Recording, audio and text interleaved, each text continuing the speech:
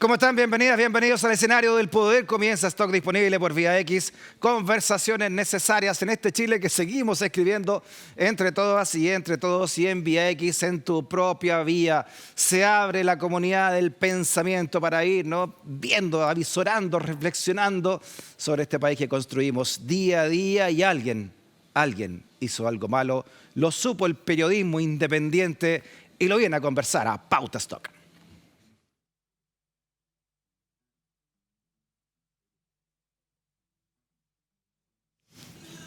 Muy bien, desde el mostrador presento a Francisca Castillo. Fran, ¿cómo está? Bienvenida a esta conversación ciudadana. Bien, muchas gracias por la invitación. Aprovechamos a saludar también a toda la gente de la redacción del mostrador.cl. Desde interferencia.cl, su editor general, don Andrés Almeida, Floqui para los amigos. Gracias por la invitación. Bienvenido, Andrés, nuevamente. Ya, comencemos con el mostrador, ¿no? Analizando esta noticia que trajo. Ahí está. La derrota del Partido Republicano y los colmillos de la ultraderecha más allá de Kast, dice esta nota, que en el partido de José Antonio Kast no habían alcanzado a masticar suficientemente la derrota cuando el senador Rojo Edwards hizo leña del árbol caído. Con una clara intención de emular a los libertarios de Milei, a republicanos le salió un apéndice incluso más extremo, ya que mostró sus colmillos. ¿Qué podría hacer para estar mal a la derecha de Kast? Bueno, darse una vuelta entera ya está, ¿no? Lo que estamos viendo hoy día con el Rojo Edwards. Ya. Si bien fue una derrota bien transversal o un gustito de derrota transversal de derecha a izquierda con los resultados del domingo, los que sí sacaron cuentas alegres, y lo vimos así en el comando que armaron el día que se juntaron a recibir los resultados, quienes sí sintieron un gustito un poquito más sabroso fueron el futuro movimiento libertario, partido libertario comandado por el Rojo Edwards.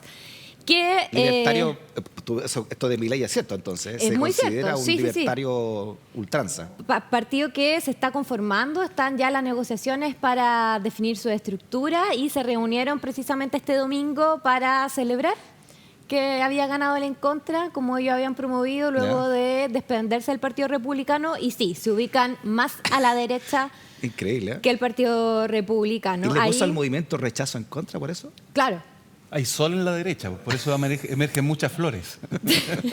Entonces lo interesante aquí es que de ahora en adelante entran en un juego de entrar a capitalizar a los votantes desencantados del Partido Republicano, a los mismos desencantados en ascenso del Partido Republicano luego de este fracaso electoral del domingo, donde también se proyectan figuras como Tere Marinovich, Axel Kaiser, el mismo Rojo Edwards, y yo creo que van a entrar en una disputa o en negociaciones para definir la carta presidencial, porque así ya lo declaró Rojo Edwards el mismo domingo, que van a aspirar a eso.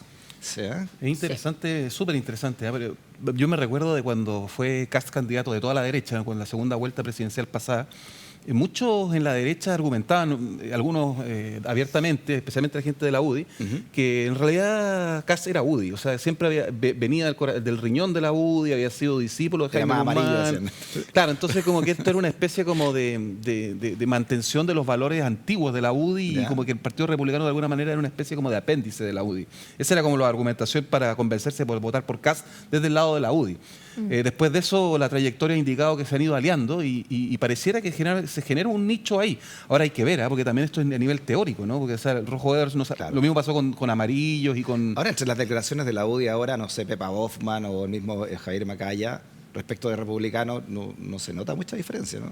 No, sobre todo con la UDI. Ahí yo creo que si miramos un poquito de la derecha transversalmente, va a empezar todo un juego de búsqueda nuevamente de identidad, de ver cómo se definen las alianzas electorales de cara a lo que van a ser las elecciones del próximo año. Por lo menos desde Bópoli ya se descartaron, en palabras de su presidenta Gloria Hood, de que no están dispuestos a tener alianzas electorales con republicanos en esta pasada, particularmente después de la derrota, así que vamos a ver cómo se mueven las piezas en Chile. Vamos, que está bastante, ¿cómo podríamos decirle?, difuminada la identidad de los partidos después de haberse plegado por completo a esta apuesta más programática del Partido Republicano con la propuesta constitucional. Oye, porque es bien poco estratégico sentirse identificado con Milei cuando Milei no está haciendo nada de lo que prometió, al menos no va a terminar con el Banco Central, o terminó con la casta política al revés, ¿no? Se está rodeando de este antiguo aparataje ligado al macrismo.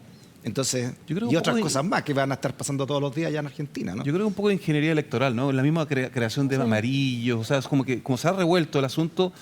Teóricamente se abren espacios en distintas partes del espectro político, pero de la teoría a la práctica hay un trecho, digamos. O sea, nada garantiza de que ese electorado se transforme realmente en o sea, que esa apuesta política se transforme en un electorado consistente como para que la apuesta de Rojo Edwards tenga sentido. Claro. Porque además influyen mucho los liderazgos y Kast tiene una impronta, tenía una experiencia. En cambio, Rojo Edwards tengo yo mis dudas de que pueda representar un liderazgo. Ahora, el Rojo venía de RN, o sea, uno venía de la UDI y otro de RN. Hay igual más antecedentes sobre la mesa que es interesante analizar, porque durante todo el proceso constitucional, desde que el Partido Republicano se plegó a competir para las elecciones de consejeros constitucionales, es que existe un movimiento interno que estaba bastante molesto con el partido por haber finalmente haberse subido al caballito de cambiar la Constitución. Entonces, hay un malestar interno en el partido que vamos a entrar a conocer más detalle de cómo eso se ha sopesado luego de los resultados del domingo. ¿En qué sentido, Fran, que no estaba dividido de antes esto de apoyar o no apoyar? ¿O de la manera en cómo se hizo la Constitución? En general, no. Yo digo, desde el principio el Partido Republicano nunca quiso cambiar la Constitución. Se suben al caballito de la elección de consejeros, toman la posta de cambiar la Constitución y se generan las contradicciones internas de decir cómo vamos a estar liderando un proceso que no queremos tener. Fue sorpresiva esa votación también, incluso para ellos, ¿no? La que lograron en ese consejo. Entonces, como antecedente lo pongo sobre la mesa porque va a ser interesante cómo se mueven internamente quienes en su minuto manifestaron un malestar por este proceso y ahora quedaron absolutamente más desencantados después de haberlo perdido. Entonces, ahí, por eso apunto a que van a capitalizar, yo creo, desde este movimiento libertario en formación, a esos adherentes de republicanos que están bien molestos. Ahora, también tienen el impulso de lo que está pasando en Argentina y así lo ha hecho ver el Rojo Edwards. Que no ha sido bueno. Claro. Y está Pancho Malo, ¿eh? Siempre al acecho y más a la derecha todavía. ¿Qué? Porque Pancho Malo tiene contactos con Miami, tiene contactos con libertarios en Estados Unidos y eventualmente podría... con lo que se metieron al Congreso. Sí, catalizar una especie como de malestar por la extrema derecha popular, ¿no? Entonces, también dejarle ese espacio completamente a grupos pero eso que ya son matonaje, ya no estamos hablando de algo más parlamentario. Para mantener, digamos, la cosa. Así llegaron los nazis al poder también. Entonces, o sea, es un poquito, digamos... Oye, Andrés, aventurado decir que Pancho Malo puede llegar a algún lado. Pero trae el mostrador, sumarle lo de Evelyn Matei, lo que dice esta mañana, respondiéndole a Luis Silva, al vocero de los republicanos en ese consejo. ¿No? Ahí estamos viendo las declaraciones de Evelyn Matei, ¿no? Donde básicamente no señala ¿y qué? ¿No? Ya me metí tarde y qué, si incluso pensé en votar en contra, ¿no? Sí, yo creo que ella hizo una buena calibración del sentir ciudadano, ¿eh? Dijo que sí, dijo que no, jugó con la ambigüedad, yo creo que le resultó. Por lo mismo estaba primera en las encuestas, habría que ver cómo siguen las encuestas después de eso. Está dentro del bando de los derrotados, porque se tuvo que meter ahí, pero yo tengo la intuición y solamente un análisis, no tengo ninguna prueba, ¿no? Pero yo creo que para Evelyn Matei lo más difícil es la nominación, no la elección. Entonces, si ella no daba pruebas de cierta pertenencia a la derecha clásica y apoyaba esta nueva constitución como lo hizo su partido, iba a tener muy difícil la nominación. Fue empujada. De hecho, cuando la invitamos acá a Evelyn Matei, aquí mismo dijo, no, hay muchas cosas que no me representan. Ella jugó con la ambigüedad y creo que lo hizo bien. Ahora, porque no tiene que comerse totalmente la derrota, se la tiene que comer de alguna manera, pero queda todavía dentro de la casa de la centro derecha como para negociar, qué sé yo, lo que venga, una primaria o que ella sea la candidata única o de su sector, o etcétera. Entonces, interesante este mapa que queda en la derecha, Fran. Tú decías que, claro, como tú recordabas lo que dijo Gloria Hood, presidenta de Evópoli, que nosotros con republicanos no sí, va a ser interesante. Pacto, digamos, ¿no? Van a ser interesantes dos cuestiones. Lo del centro político, a ver cómo Evópoli se mueve con amarillo y demócratas, si van a lograr convencer al resto de la centro derecha o de Chile Vamos de incorporar amarillo y demócrata pensando en las próximas elecciones, una futura alianza electoral. Y el otro antecedente interesante es lo de Evelyn Matei, si es que esta figura presidencial va a lograr aunar o no a una centro derecha o a un Chile Vamos que ahora está bastante disperso y con una identidad media diluida después de esta elección. Sí, hay una oportunidad para que viene la próxima elección, no es la presidencial, es la municipal, y la Evelyn Matei puede participar como alcaldesa de Providencia y puede tener un resultado bastante importante. Sí, no, te decía que respecto a lo que hizo la Fran, hay una gran oportunidad esta vez, sí, ¿no? Para la llamada centro derecha o la derecha democrática de realmente juntarse, ¿no? Los sectores más liberales de RN, Evópoli, Amarillo y el otro. Y de buscar camino propio, ¿no? También después de todo este proceso. De demócrata, claro. Yo no sé, porque yo, siguiendo los propios UDI que decían que eran muy cercanos a republicanos, yo no sé si es que la UDI se sienta tan cómoda dejando a republicanos fuera, porque el problema es, o sea, lo que no estoy hablando de la derecha, de centro-derecha, digamos. Sí, no, la UDI, un partido de derecha. Sí, pero ellos dicen, ¿no?, que están en la centro-derecha, ¿no? Ellos son la alianza y todo eso. Entonces, tengo mis dudas, porque si tú te fijas, lo que ha pasado con Bolsonaro, lo que pasó con Trump, es que han tendido a comerse a la centro-derecha o la derecha más tradicional. Entonces, yo tengo la intuición de que lo de Rojo Edwards responde más bien a un análisis político en que dice que va a haber una fagocitación de la extrema derecha a la derecha, o al revés. O sea que hay una disputa por el espacio ecológico. Entonces, y Kast de alguna manera trata de ser una bisagra entre ambas. Entonces yo creo que ahí está el eje como de análisis importante para entender por qué se están moviendo las piezas de esa manera. Claro, pero hay voces también de la derecha más liberal, ¿no? Sí, ahí también podemos situar a Jimena Osandón, que es la diputada, que dice que quedarse con esta constitución tampoco les molesta, ¿no? Que no hay una gran pérdida tampoco, ¿no? Sí. Así que vi a Jimena Osandón a propósito de lo mismo, bastante mesurada en sus declaraciones, haciendo autocrítica también después de lo que fue el fracaso de este domingo, a diferencia de los representantes de la UDI, Pepa Hoffman, Javier Macaya, que estaban bien malentonados. Claro. El domingo con la pérdida de esta oportunidad de tener su propia constitución. Bueno, se abre el naipe y además que, como tú dices, vienen elecciones ya luego, ¿no? Que son las municipales y regionales. A la vuelta de la esquina estamos. Ahí vamos a ver si Rojo Edwards, demócratas, amarillos tienen en realidad electorabilidad o no. Todavía es teórico. Y quién se queda también con la representación del statu quo, digamos, ¿no? del gran empresariado también. Así es. ¿Qué van a hacer los grandes electores? Los grandes electores, digamos. Oye, ¿y Kast como presidencial sigue intacto o esto al menos es una gran abolladura en la línea de flotación? Mira, lo que estaba buscando era tener un camino pavimentado. Yo creo que ahora lo tiene de tierra. Ya, perfecto. En esta carrera presidencial. Podríamos utilizar esa analogía para... que cambiar la moto por una enduro ahora. Sigue encaminado, pero ahora está un poco más empedrado el camino, yo creo. Sí, esta elección no tenía mucha energía. Además perdió fuerza en la derecha también. Sí. Pero esta elección no tenía mucha energía, a diferencia del 4 de septiembre, ¿no? Esa que sí se jugaba todo. Acá no se jugaba tanto. Yo creo que Kast obviamente es de los principales perdedores, pero no tiene a mi juicio no recibe un golpe fatal. Va a depender mucho de lo que pase en las municipales y de la estrategia que use cada partido para posicionarse, supongo, respecto del gobierno de Boric. Yo creo que por lo mismo viene la Constitución Constitucional para crispar un poco los ánimos, porque lo que entiendo es que ellos sienten que hay ganancia en la medida que se opongan de manera dura y fehaciente contra Boric, y eso podría devolverle cierto aire después de haber votado a la gente, la ciudadanía en contra de una constitución que se consideró muy de izquierda, a la vista de los votos, ¿no? Y una constitución que se consideró muy de derecha, es como la gente, uno puede pensar, bueno, lo que está esperando es que se pongan de acuerdo y ahí tengan un plan más común, ¿no? No tan extremo ni para allá ni para acá. O sea, es que si nos ponemos racionales, eso es lo esperable. Ahora, cómo se están moviendo las piezas en el sistema político, yo creo que de racionalidad tiene poco. Yo estoy contigo. Yo creo que más bien esto fue una manifestación de rechazo a la clase política en general, por izquierda y por derecha. Entonces no veo que haya una... Póngase por favor de acuerdo, sino yo creo que más bien estamos medio cansados de ustedes. Creo que por ahí va la sensación. Es lo que yo veo un poco en la calle. Fue lo que realmente hizo estallar también este movimiento hace 4 años, ¿no? Sí, yo no veo racionalidad en eso, veo ira. Muy bien, otra nota que trae el mostrador y esta vez del gobierno, ¿no? Porque dice que lo siguiente, ahí lo tenemos, la negativa del cambio de gabinete que desencajó al socialismo democrático, ¿no?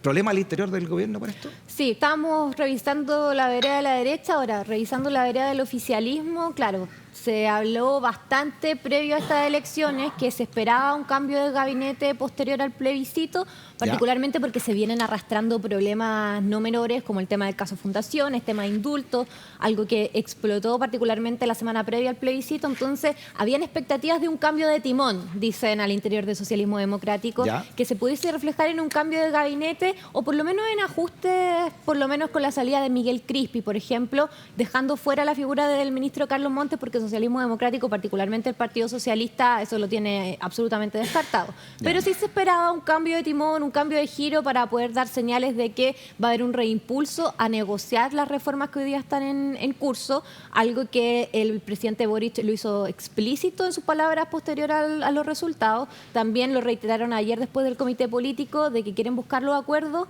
pero manteniendo el gabinete. El gabinete por el momento en el corto plazo se va a quedar como está, a la espera de lo que va a pasar con la acusación constitucional, pero cambio de gabinete no va a haber por lo menos en el corto plazo, y eso puede ser una piedra en el camino también para la negociación. Entonces, para resumir, desde particularmente Apruebo Dignidad o de los partidos de Frente Amplio, no se espera en el fondo un ajuste ministerial. Desde Socialismo Democrático sí, esperaban señales más potentes.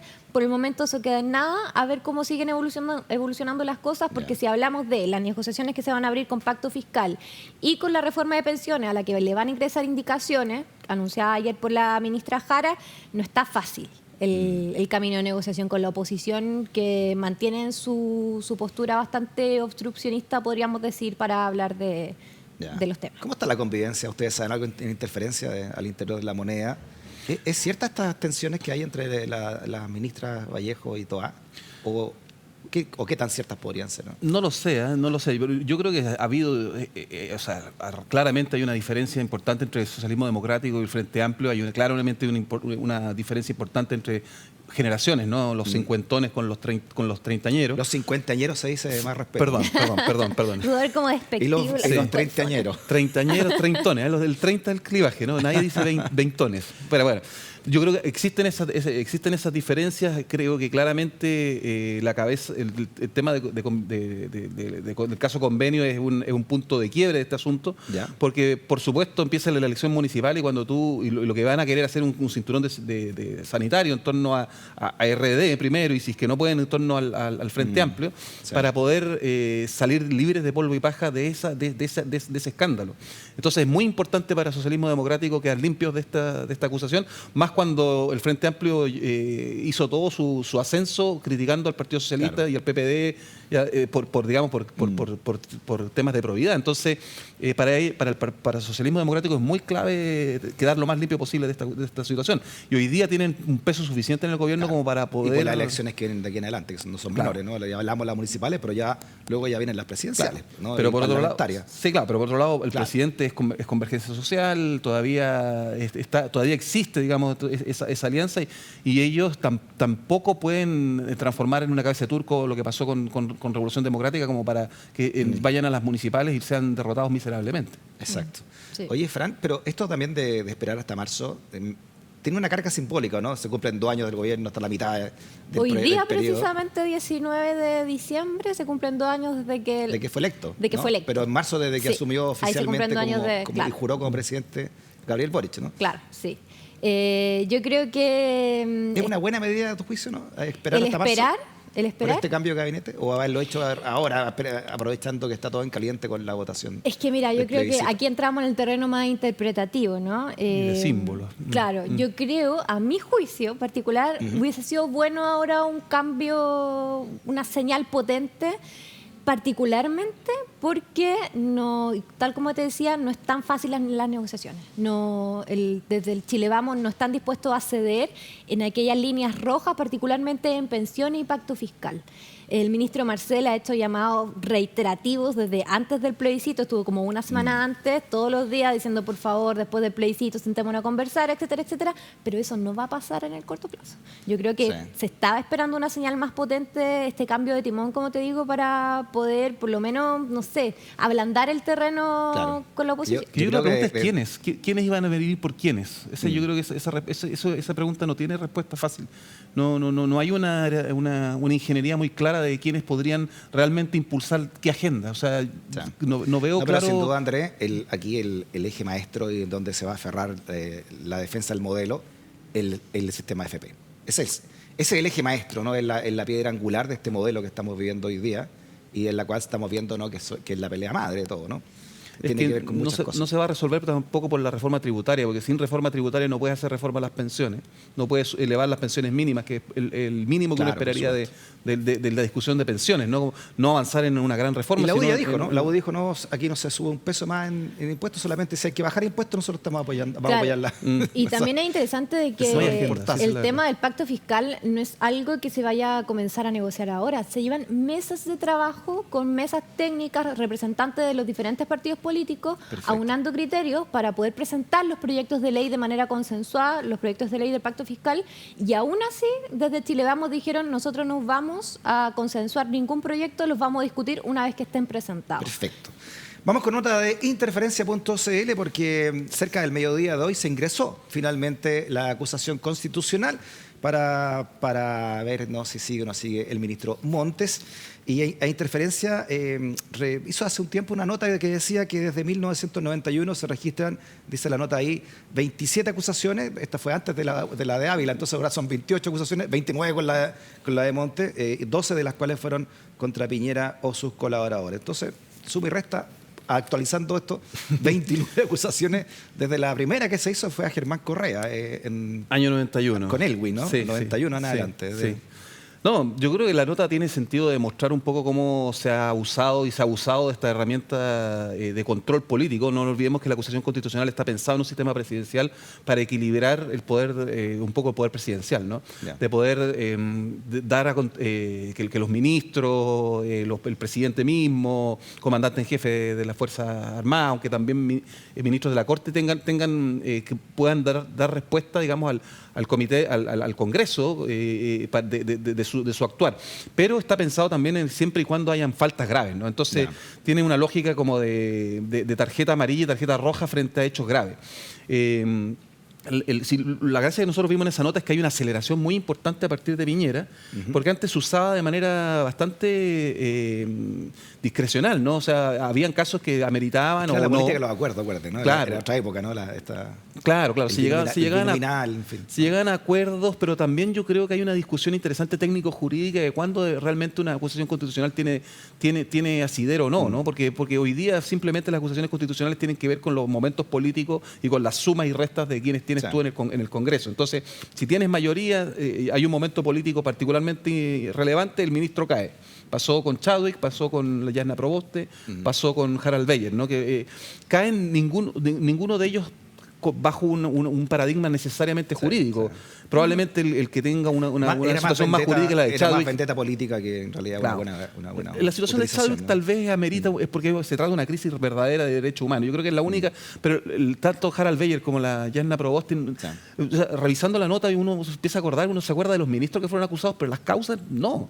O sea, la primera acusación contra Giorgio Jackson era una cosa de la CONADE y nosotros en la Interferencia cubrimos fuertemente el tema mapuche y todo eso, pero yo ni siquiera me acuerdo bien de los detalles del tema de CONADE. O sea, este fue el último que salió por Chadwick, como tú dices, por el derecho humano. Sí. Que fue todo lo que ocurrió y su responsabilidad en el estallido social. Claro, y a Harald Beyer fue una vendetta por la Yasna Proboste. A Yasna Proboste probablemente nunca fue por un tema de una Ceremi, ¿no es cierto? Entonces, tú, haciendo el ejercicio, tú te acuerdas de los resultados de las acusaciones constitucionales, de los nombres de los ministros, pero las causas jurídicas son cualquier cosa, ¿no? Entonces, ahora, obviamente, hoy día el caso convenio es tiene un grado político más grande, hay un caso de corrupción en eso, y el caso de por sí tiene cierta suficiente relevancia como para pensar que podría hacer caer un ministro, pero y la arista judicial, además. Claro, porque tiene una arista jurídica, pero si tú revisas, se ha abusado, a mi juicio, del tema de las acusaciones constitucionales, y creo que, bueno, hacer una nueva constitución es la oportunidad también de revisar estos mecanismos de peso y contrapeso entre los poderes. El gobierno del presidente Boric ya lleva 4, ¿no? Ávila, Marcela Ríos. Sí. La de Giorgio Jackson y la cuarta fue Sichar. Ahora, así como a la derecha le dolió mucho la expulsión o la acusación constitucional contra Chadwick por todo lo que representa también Andrés Chadwick en la UDI y la cercanía de parentesco con el presidente de la República, Montes es es una figura muy querida también, Además todo en el PS, pero en general es querida en el Senado, sí, por todo su rol parlamentario. Se reconoce bastante su trayectoria de manera transversal. Y lo otro interesante es que finalmente el ministro Montes podría terminar su vida política con esta acusación constitucional, porque él ya había hablado de que con este cargo de ministro de Vivienda, él daba por cerrado, ya estaba cerrando lo que era su vida en el servicio público. Entonces, podría ser un antecedente también de cómo podría llegar a cerrar su vida política en general. Entonces eso suena bastante potente para alguien como el ministro y lo que él representa para la trayectoria de los últimos 30 años del país, en términos de socialismo democrático, del mismo Partido Socialista. Por eso está tan blindado hasta ahora. Es uno de los símbolos nada menos que del Partido Socialista, ¿no? Y además, en esta vuelta, en este retorno a la democracia, en estos más de 30 años ya, ¿no? Y hay otro tema muy relevante, que el Ministerio de Vivienda hoy día es tan importante como fue el Ministerio de Obras Públicas en su momento, porque hoy día la plata está en el Ministerio de Vivienda, porque hay un déficit habitacional inmenso. Entonces existe una presión muy grande para crear vivienda, porque crear, por lo mismo, digamos, Democracia Viva pasó esto. Pero, o sea, existe un déficit de vivienda muy grande y la gente está esperando. Entonces, un poquito este divorcio entre la clase política y lo que espera la gente. La gente espera que se hagan vivienda. Hay un déficit, habían prometido, no me acuerdo el número, eran cientos de miles de casas, y estamos entrampados en el tema del ministro. Entonces, yo creo que el cambio de gabinete, como tú bien dices, podría haber de alguna manera sacado a Montes o sacarlo por arriba, lo puede haber cambiado de puesto, no tengo idea, pero creo que prolongar mucho esta situación también es complejo por el lado de la demanda social de vivienda, que es un tema súper grande. Sí, yo me acuerdo que entrevistamos acá a Carlos Montes en Stock Disponible, ahora sí, hace un año y medio atrás, no sé, y en su calidad de senador de la República en ese momento, y habiendo tenido las máximas responsabilidades republicanas, ¿no? Porque siempre Monti está en la lista de los presidenciales de un tiempo a esta parte, siempre estaba ahí, ¿no? Y obviamente le preguntamos si le interesaba, ¿no?, dar un paso más allá después de todo. Y dice, no, si yo me quiero retirar, si yo estoy ligado, termino este periodo y me retiro. Y mira cómo está ahora. Sí, pues si estaba con esa idea hace tiempo, de que ya estaba en el ocaso, y la idea es que salga por la puerta ancha, me imagino que lo está empezando en el Partido Socialista y no por la puerta trasera, como puede eventualmente ocurrir. Bueno, lo de Felipe Berrío fue un antecedente de que no iba a ser fácil el camino. Fran, muchas gracias por haber venido en nombre del equipo. Gracias. Saludos también al equipo del Mostrador. Muchas gracias. También para usted, don Andrés Almeida, muchas gracias por haber venido. Saludos grandes al equipo de Interferencia.cl. A llamar a apoyar el periodismo independiente. Ahí está la página de Interferencia.cl desde 3 luquitas para adelante, ¿verdad, Floqui? Sí, así nosotros mantenemos, ese es nuestro modelo de sustentabilidad. La mitad de un shop.